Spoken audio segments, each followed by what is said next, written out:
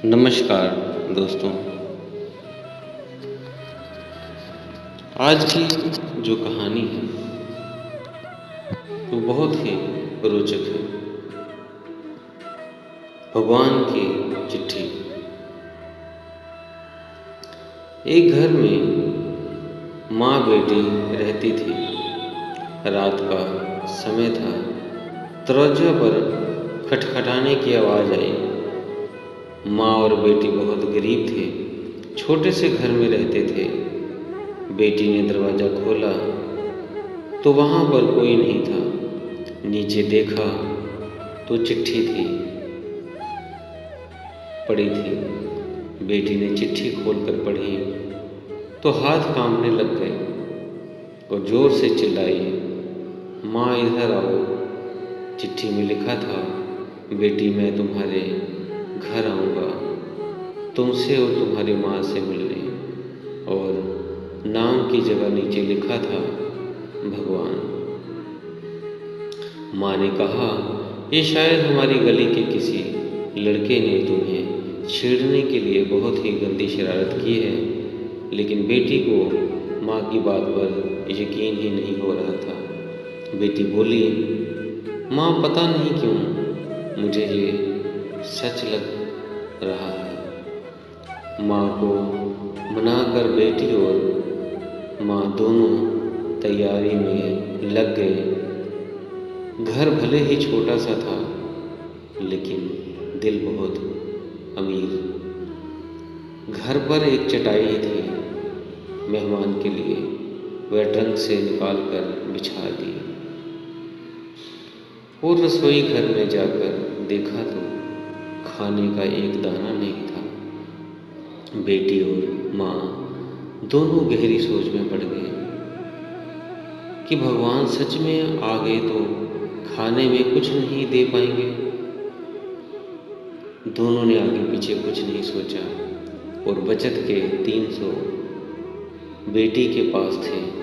पैसे लेकर वे दोनों छाता और कंबल लेकर किराने की दुकान के लिए निकल पड़े।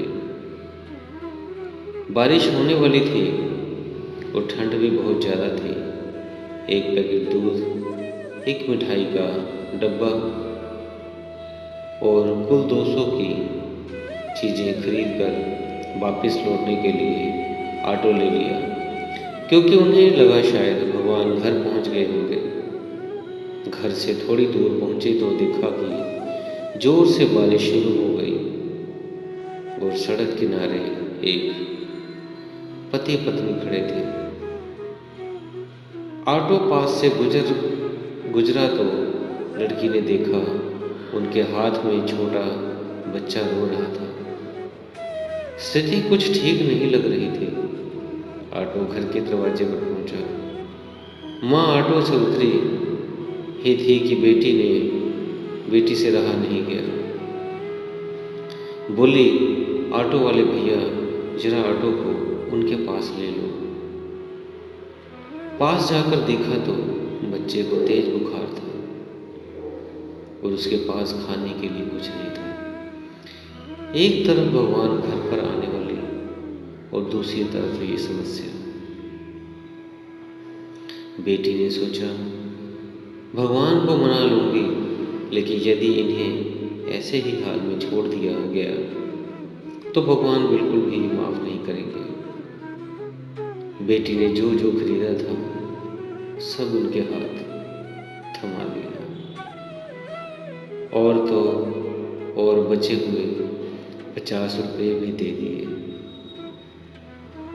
और बोली, अभी मेरे पास इतना ही है, इसलिए रख लीजिए।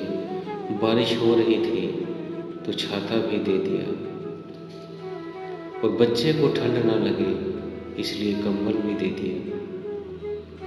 वहाँ से फटाफट घर पहुँचे, ये सोचकर कि भगवान आ गए होंगे।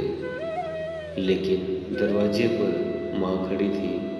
बोली, आने में इतनी देर क्यों लगा दी बेटी?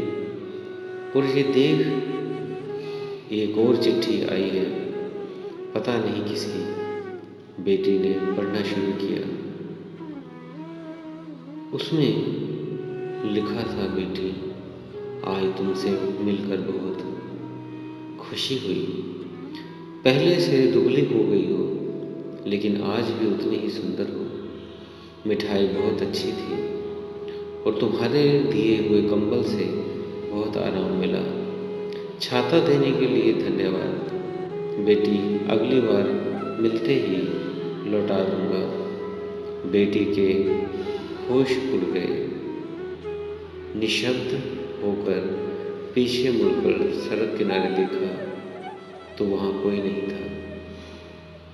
चिट्ठी में आगे लिखा था, इधर उधर मत ढूंढो मुझे, मैं तो कण कण में हूँ। जहाँ पवित्र हो सोच, मैं हर उस मन में हूँ। यदि दिखे कोई ज़रूरतमंद तो मैं उस हर जन में हूँ। बेटी जोर जोर से रो पड़ी और माँ को सब बताया। दोनों बहुत भावुक हो गए और पूरी रात सो नहीं पाए। दोस्तों, अब आप सभी से एक प्रश्न है, क्या ये बेटी सच में गरीब थी? सोचिए और अपने दिल से इस सवाल का जवाब दीजिए। क्योंकि व्यक्ति मरने के बाद अपने साथ पैसा नहीं बल्कि कर्म ले जाता है, और ज़रूरी नहीं कि हर पैसे वाला व्यक्ति अच्छे कर्म लेकर जाता है। तो इसलिए कोशिश करें कि पैसे से अमीर हो या गरीब हो, सभी की मदद करें। तो दोस्तों, आपकी इस कहानी पे क्या राय है? कमेंट बॉक्स में ज़रूर लिखें। और चैनल को सब्सक्राइब नहीं किया है तो कर लें, और अपने दोस्तों मित्रों को भी इस कहानी को शेयर कर दें। धन्यवाद।